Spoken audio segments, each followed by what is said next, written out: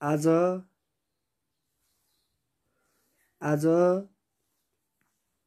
27औं मदन आश्रित स्मृति दिवस तथा नेपाल कम्युनिस्ट पार्टी एकीकरणको दोस्रो वर्षगाँठ।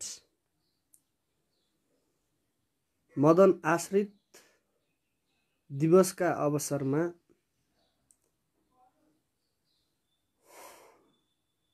नवीन विचारक जबजका सिद्धान्तकार प्रतिपादक र कुशल संगठक जीवराज आश्रित प्रति सम्मान र श्रद्धासुमन व्यक्त गर्न चाहन्छु र नेपाल कम्युनिस्ट पार्टीलाई एकीकरण गर्ने सम्माननीय प्रधानमन्त्रीज्यू तथा नेकपाका अध्यक्ष केपी शर्मा ओलीज्यू प्रति हार्दिक बधाई तथा सम्मान गर्न चाहन्छु। आज देश एउटा संघीय लोकतान्त्रिक गणतन्त्रात्मक व्यवस्थामा प्रवेश गरिसकेपछि मुलुकले स्थायित्व पोलिटिक्स अर्थात् पर्मानेन्ट पोलिटिक्सको एउटा देशको रूपमा प्रवेश गरेको छ र सम्माननीय प्रधानमन्त्रीज्यूको योगदान, बलिदान र सङ्घर्षले आज नेपाल कम्युनिस्ट पार्टी एकीकरणको चरणमा पुगिसकेको छ र यो चरणमा पुर्याउनु हुने नेकपाका नेता कार्यकर्तालाई हार्दिक सम्मान व्यक्त गर्न चाहन्छु। आज मुलुकको राष्ट्रिय एकतालाई, स्वाधीनतालाई, स्वाभिमानलाई र भौगोलिक अखण्डतालाई उचाइमा पुर्याउने नेकपाका नेता कार्यकर्ता र देशभक्ति नागरिकहरूलाई हार्दिक आभार प्रकट गर्न चाहन्छु। आदरणीय दर्शक महानुभावहरू, आज हाम्रो देश संघीय लोकतान्त्रिक गणतन्त्रात्मक व्यवस्थामा प्रवेश गरिसकेपछि मुलुकमा स्थायित्व पोलिटिक्स सिर्जना भएको छ र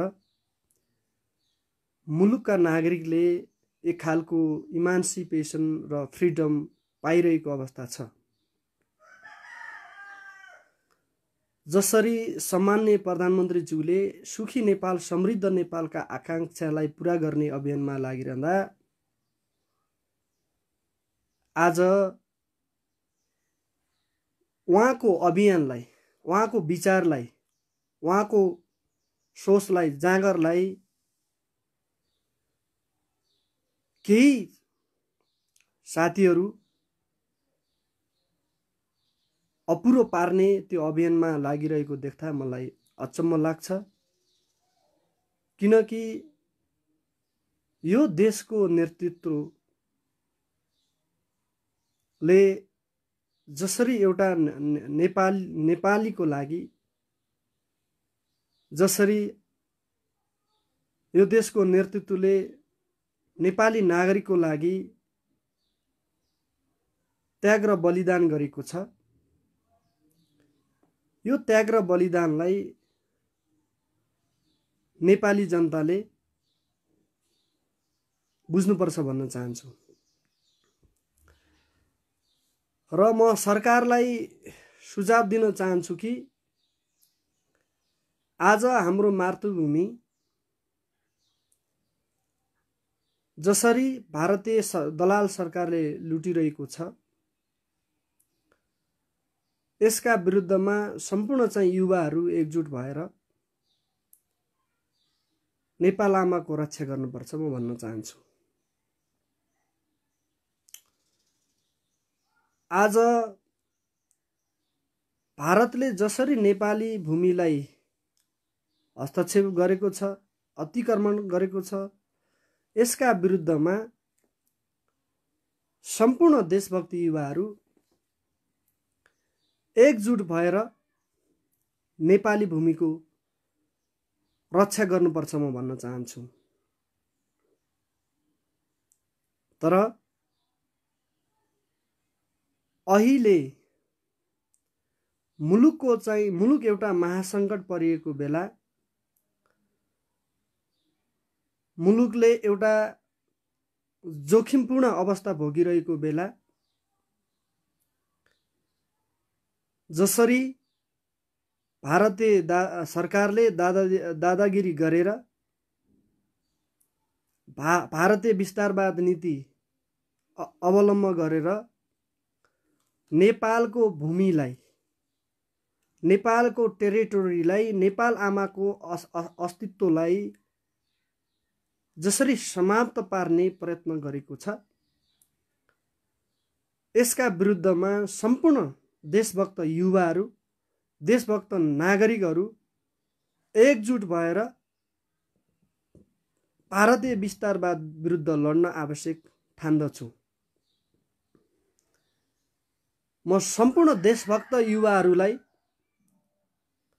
अनुरोध गर्दछु कि भारतीय सरकारले मिचिएको जग्गा, मिचिएको भूमि हामीले फेर्दा गर्नुपर्छ र गराउनुपर्छ। हामीले सम्माननीय प्रधानमन्त्रीज्यू केपी शर्मा ओलीलाई पनि हामी दबाब र सुझाव दिनुपर्छ कि जसरी तपाईँ 72 सालमा देशभक्ति नेता भएर जसरी आउनुभएको थियो, त्यसै गरिकन त्यो देशभक्ति व्यवहार अहिले पनि देखाउनु पर्यो भनेर हामीले दबाब सिर्जना गरौँ, सुझाव दिउँ। यो सुझाव र दबाब सिर्जना गरिसकेपछि यदि नेपाल सरकारले आफ्नो भूमिलाई फिर्ता गर्न सकेन भने त्यसको प्रतिकार गर्न हामी तयार हुनुपर्छ। किनभने आज यो देशको युवा, यो देशको नागरिक भएको नाताले मुलुकको जमिनलाई रक्षा गर्न सकेनौँ भने यो देशमा बस्ने कुनै पनि एउटा नैतिक अधिकार हामीमा हुने छैन भन्न चाहन्छु। सम्पूर्ण यो पार्टी वा त्यो पार्टी नभनिकन सम्पूर्ण देशभक्त नागरिकहरू एकजुट भएर भारतीय दादागिरी विरुद्ध हामी लडौँ, सङ्घर्ष गरौँ, बलिदान गरौँ। यो बलिदान र सङ्घर्षबाट मुलुकको जमिन फिर्ता हुन सक्छ, मुलुकको भूमि फिर्ता हुन सक्छ। हामी त्यो अभियानमा लाग्नुपर्छ साथीहरू। म यो देशको एउटा सामान्य एउटा किसानको छोरा, एउटा विद्यार्थी भएको नाताले के अपिल गर्न चाहन्छु भने सम्पूर्ण 3 करोड नेपालीहरू एक अर्कालाई गाली गरेर होइन कि एक अर्कालाई सहयोग गरेर मुलुकको जमिन फिर्ता गराउने अभियानमा हामी लाग्नुपर्छ। हामीले यो अभियानमा लाग्नको लागि, यो भूमिलाई फिर्ता गर्नको लागि हामीले 1816 सुगौली सन्धिको चाहिँ धारा 8 मा टेकेर हामी भारत सरकारलाई र नेपाल सरकारलाई दबाब दिउँ। यदि यो गर्दा गर्दै भारतीय सरकारले, भारतीय दलाल सरकारले मुलुकको नागरिकको भोइसलाई, विचारलाई सुनेन भने त्यसको प्रतिवाद गर्न हामी तयार हुनुपर्छ। हामी जाग्नुपर्छ, उठ्नुपर्छ। म अर्को कुरा के अपिल गर्न चाहन्छु भने तपाईँ जस्तो दिग्गज देशभक्त युवाहरू जसको बलटमा नेपाली आमाको माया छ, जसको बलटमा नेपाल भूमिको माया छ, जसको बलटमा भौगोलिक अखण्डताको बलट छ, यस्ता युवाहरूलाई म हार्दिक अपिल गर्न चाहन्छु, अनुरोध गर्न चाहन्छु। जब एउटा देश, जब हाम्रो नेपाल देश महासङ्कटमा पर्छ, जब हाम्रो देशको भूमिलाई अतिक्रमण गर्न खोज्छन्, नेपाल आमाको अस्मितालाई बलात्कार गर्न खोज्छन्, यस्ता तत्त्वहरू विरुद्ध हामी सम्पूर्ण नेपाली नागरिकहरू, स्वतन्त्र नागरिकहरू एकजुट भएर त्यसको अभियानको नेतृत्व गर्नुपर्छ र त्यो अभियानको नेतृत्व गरिसकेपछि सम्पूर्ण देशभक्त युवाहरूलाई सङ्गठित गरेर नेपाल आमाको रक्षा गर्नुपर्छ र नेपाल आमाको भूमिको रक्षा गर्न हामी तयार हुनुपर्छ म भन्न चाहन्छु।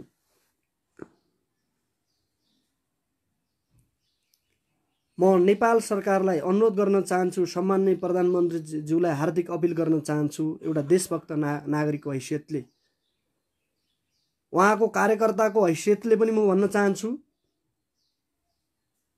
कि हाम्रो राष्ट्रियताको सवालमा न तपाईसँग सम्झौता हुन सक्छ न कसैसँग सम्झौता हुन सक्छ म भन्न चाहन्छु। हो, पार्टीका नीति नियमको निर्देशन अनुसार हामी चल्छौँ, मान्न तयार छौँ, तर देशको माटोलाई विखण्डन गर्ने, अतिक्रमण गर्ने सन्दर्भमा म कसैसँग सम्झौता र कम्प्रोमाइज गर्ने पक्षमा छैन।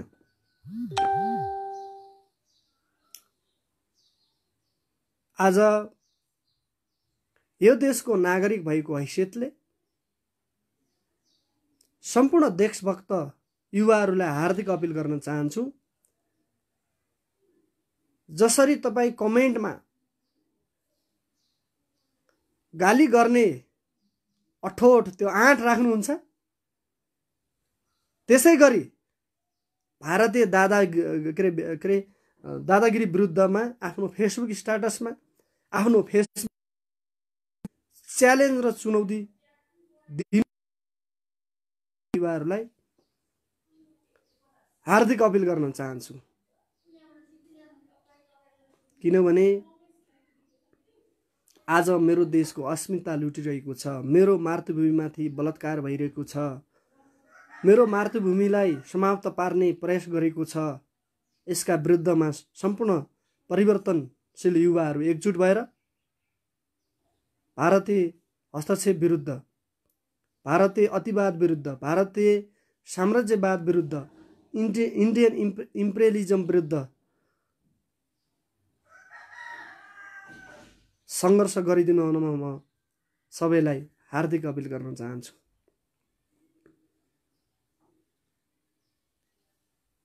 अर्को कुरा के अपिल गर्न चाहन्छु भने, अस्ति मात्रै राष्ट्रिय एकताको लागि म मङ्गल थापा 3 दिन गिरफ्तार भएको थिएँ। त्यो गिरफ्तारी मेरो व्यक्तिगत स्वार्थ थिएन। कोरोना भाइरसको कहरमा आफ्नो ज्यानलाई बाजी, आफ्नो शरीरलाई बाजी राखेर त्यो आन्दोलनमा खटिएको एउटा युवा हो। म धेरै ड्रामा गर्न पनि चाहन्न। यस्तो कोरोना भाइरसको महामारीको अवस्थामा पनि माइती घर मण्डेलामा गएर भारतीय विस्तारवाद मुर्दाबाद भन्ने पहिलो मङ्गल थापा म हो। साथीहरू, फेसबुकमा गाली गरेर हुँदैन। तपाईहरु एउटा कोठेमा बसेर मुलुकको चाहिँ भूमिको रक्षा हुँदैन भन्न चाहन्छु। मैले थुप्रै सामाजिक अभियन्तालाई अपिल गरेँ, यो समय भनेको कोठाभित्र सुत्ने समय होइन, कोठाभित्रबाट गाली गर्ने समय होइन भनेर तपाईका जुन चाहिँ सामाजिक अभियन्ता छन् त्यस्ता साथीहरूले के भने, हामी भारतीय सरकारको हामी आलोचना गर्न सक्दैनौं तर केपी शर्मा ओली मुद्रावाद भन्न सक्छु भनेर जुन खालको चाहिँ अभिव्यक्ति थियो, जुन खालको विचार थियो, त्यो विचारलाई मैले सजेसन र सुझाव दिएर माइती घर मण्डेलामा आउन बाध्य बनाएको थिए। जो प्रतिगामी शक्तिहरू र मेरो सँगै चाहिँ पुलिस कलममा भेट भएको थियो। मैले एउटै मात्र स्वार्थ र उद्देश्य राखेको थिएँ, ती विज्ञापनवादीहरूसँग तपाई आज नाटकीय ढंगले किन आउनुभयो, अस्ति कहाँ जानुभयो, कहाँ हेर्नुभयो, अस्ति भारतले नेपालको भूमिलाई अतिक्रमण गरेको सुन्नु भएन भनेर मैले भने र ती भारतीय दलालका तस्कर रहेछन्। भारतीय दलालका तस्करले यो मुलुकको चाहिँ सुरक्षा गर्छु, यो मुलुकको मातृभूमि फेर्दा गर्छु भनेर जुन खालको चिन्तन र अभिव्यक्ति पोखिरहेको छन् साथीहरू, त्यो अभिव्यक्तिलाई 1 वर्षसम्म नबुझ्नु होला तपाईँ। निकट भविष्यमा ती अभिव्यक्तिहरू पतन हुनेछन्, समाप्त हुनेछन्। तिमीहरूलाई भरमको खेती गरेका छन्, भरममा फालिरहेका छन्। देशभक्त युवाहरू भनेर जुन खालको एउटा तपाईहरूमा कम्युनिकेसन गरेका छन्, त्यस्ता चाहिँ अभियन्ताप्रति सजग र सचेत हुन म सबैमा हार्दिक अपिल गर्न चाहन्छु।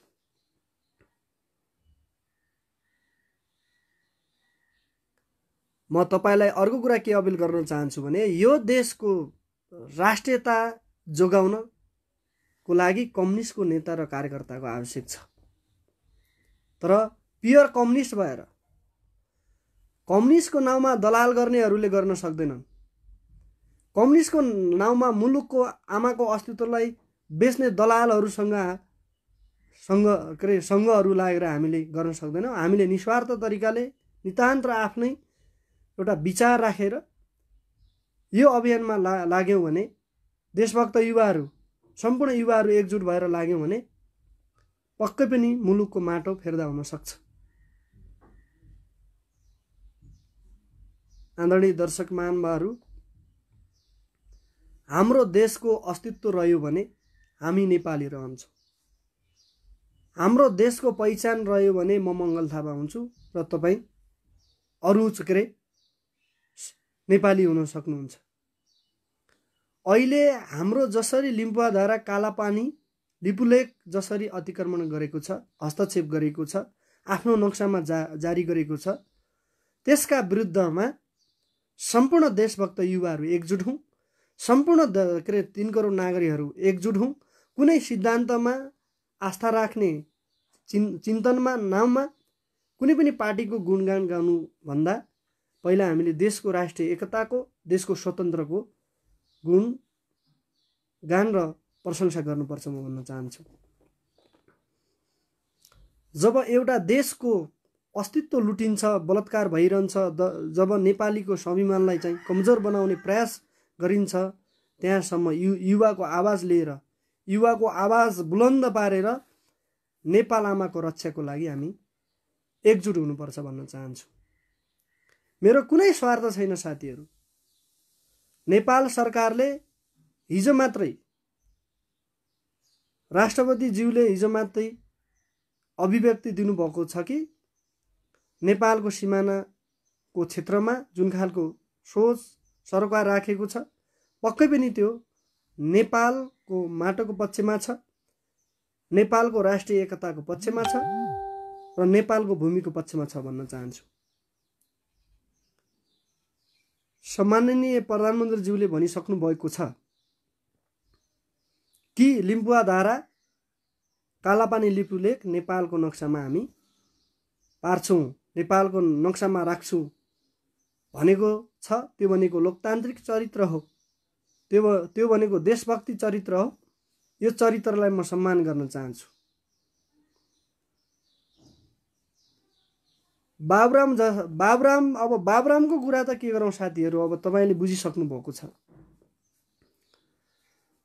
अब बाबुराम हिजो राष्ट्रपतिको, सम्माननीय महामहिम राष्ट्रपतिको चाहिँ स्टेटमेन्टमा उहाँले विरोध जनाउनु भयो। तर भारतीय दलाल सरकारले लिम्बुवाधुरा, कालापानी, लिपुलेक अतिक्रमण गरेको बेला उहाँले कहीँ पनि बोल्नु भएको छैन, कतै पनि देशभक्ति भावना देखाउनु भएको छैन। किनभने उहाँ भारतीय दलाल हो, भारतीय तस्कर हो, उहाँ भारतीय रको एजेन्ट हो र उहाँले त मुलुकको भूमिलाई समाप्त पार्ने त्यो खालको अभियानमा लाग्नुहुन्छ। म बाबुरामजीलाई धेरै सम्मान गर्ने मान्छे हो। उहाँ हाम्रो आदरणीय नेता पनि हो, पूर्व प्रधानमन्त्री पनि हो र मैले साँच्चै बाबुराम भट्टराई भनेको विद्वान मान्छे हो, नेपाली राजनीतिको एउटा चाहिँ महापुरुष हो भनेर जुन खालको चाहिँ मैले बुझेको थिएँ, अन्डरस्ट्यान्डिङ गरेको थिएँ, उहाँ देशले मागेको नेता हो भनेर म सम्मान गर्थेँ, त्यति विरोध गर्न पनि मलाई रहर र इन्ट्रेस्ट हुन्थेन। तर आज उहाँको यो अराष्ट्रवादी चिन्तन देखिरहँदा त मलाई अचम्म लागिरहेको छ के। उहाँ जतिको एउटा पिएचडी स्कलर, पिएचडी गरेको मान्छे, विद्वान मान्छेले भारतीय सरकारको विरोध नगर्नु कतिको सान्दर्भिक हो भने गरेकै छैन क्या। उहाँ देशभक्त नेता हो भने, नेपाली नागरिकको चाहिँ सर्वोच्च नेता र राजनेता बन्न चाहनुहुन्छ भने तपाईँलाई म हार्दिक अपिल गर्न चाहन्छु, भारतीय दलाल विरुद्ध, भारतीय हस्तक्षेप विरुद्ध तपाईँले कहाँ बोल्नुभयो मलाई रेकर्ड सुनाइदिनुहोस्। बरु अहिलेको सरकारका कमजोरी कहाँ कहाँ छन्, कमजोरी नभएको ठाउँमा पनि उहाँले बडा व्यङ्ग्यात्मक तरिकाले अभिव्यक्ति दिँदाखेरि मलाई हाँसो लागेर आउँछ के। देशभक्ति भावना हुनु पर्यो, देशको चिन्ता हुनु पर्यो, नेपाली आमाको चिन्ता हुनु पर्यो, नेपाली मातृभूमिको चिन्ता हुनु पर्यो। अनि हिजो चाहिँ राष्ट्रपतिले जुन खालको स्टेटमेन्ट अभिव्यक्ति दिनुभयो देश र नेपाली जनताको पक्षमा, त्यो अभिव्यक्तिलाई लिएर राजनीतिकरण गरेर उहाँले गरेको तर्क सुनौलो मैले चाहिँ युट्युबमा हेरेको थिएँ, कमरेड प्रचण्डको पनि हेरेको थिएँ, गगन थापाज्यूको हेरेको थिएँ, फिलिपिन्सको सेलिब्रिटीको पनि जस्तै व्यवहार अब उहाँको छ, त्यो खालको चिन्ता छ। आफू भट्सारी छ बिचरा, आफै चाहिँ अलोकतन्त्रवादी, मुलुकलाई चाहिँ के अरे विखण्डनतिर लानुपर्छ, पृथकतावादी सोच भएको गगनजीको पनि कुरा सुनेर मलाई अचम्म लाग्छ क्या। लिम्पुवाधुरा कालापानी लिपु लेक अहिले अतिक्रमण गरेको हो र अहिलेको सरकारले बेचेको हो र लुट्न दिएको हो र?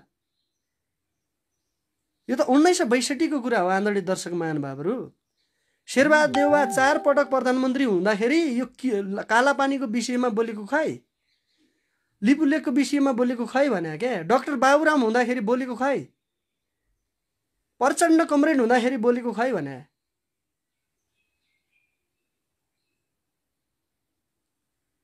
उन्नाइस 1962 मा राजा महेन्द्रले अनुमति दिएको त्यो भारतीय सेना बस्ने भनेर। कहाँ गएका थिए देशभक्त युवाहरू? आज देशभक्तको नाउँमा मुलुकलाई विखण्डन गर्ने, मुलुकलाई समाप्त पार्ने जुन खालको विचार छ, यो पक्कै पनि नेपाली जनताको पक्षमा छैन र नेपालीको नागरिकको पक्षमा छैन भन्न चाहन्छु। म तपाईँलाई के अपिल गरौँ भने, ल अहिलेको सरकारले गरेन, हामी सम्पूर्ण चाहिँ देशभक्त युवाहरू एकजुट भएर मुलुकको चाहिँ जमिन फिर्ता गरौँ, हामी त्यो अभियानमा लाग्नुपर्छ। म अहिलेको सरकारलाई कुनै पनि म गुणगान र प्रशंसा गर्न चाहन्न, किनभने अहिलेको सरकारले पनि जुन खालको भारतीय दादा विरुद्ध चाहिँ जुन खालको पछिल्लो समयमा आवाज उठाइरहेको छ, स्वयं प्रधानमन्त्रीज्यूले बोल्नुभएको छ र प्रधानमन्त्रीज्यूले नै सुरक्षाकर्मी पठाउनु भएको छ लिम्पुवाधुरा कालापानी क्षेत्रको सुरक्षा गर्नको लागि। पछिल्लो समयमा जुन खालको नोट अफ डिफेन्स नेपाल सरकारले भारतीय दादागिरी विरुद्ध निकालेको छ, पक्कै पनि यो नेपाली जनताको पक्षमा छ भन्न चाहन्छु। अब म सम्पूर्ण दर्शक महानुभावहरूलाई के अपिल गरेँ भने, हामी देशभक्त युवाहरू एकजुट भएर, देशभक्त नागरिकहरू एकजुट भएर मुलुकको जमिन फिर्ता गरौँ, मुलुकको भूमि फर्काउँ, मुलुकको अतिक्रमण गरेको भूमिलाई नेपालको नक्सामा पारौँ। त्यो खालको अभियानमा हामी लागौँ। तर अर्को कुरा के अपिल गर्न चाहन्छु भने, हाम्रो देशको राष्ट्रिय एकतालाई हामी युवाहरूले चाहिँ एकजुट भएर त्यसको जोगाउनुपर्छ राष्ट्रिय एकतालाई। अब अर्को कुरा के अपिल गर्न चाहन्छु भने, तपाईँ जस्तो देशभक्त युवाहरूलाई म अन्तिममा के भन्न चाहन्छु भने, हाम्रो राष्ट्रिय एकतालाई जोगाउनको लागि, मातृभूमिलाई संरक्षित गर्नको लागि, रक्षा गर्नको लागि सम्पूर्ण देशभक्त युवाहरू एकजुट हुनुपर्छ भन्न चाहन्छु। तपाईँहरूलाई भन्दै मेरो विचारहरू यही समाप्त पार्छु। हस्त, नमस्कार, धन्यवाद।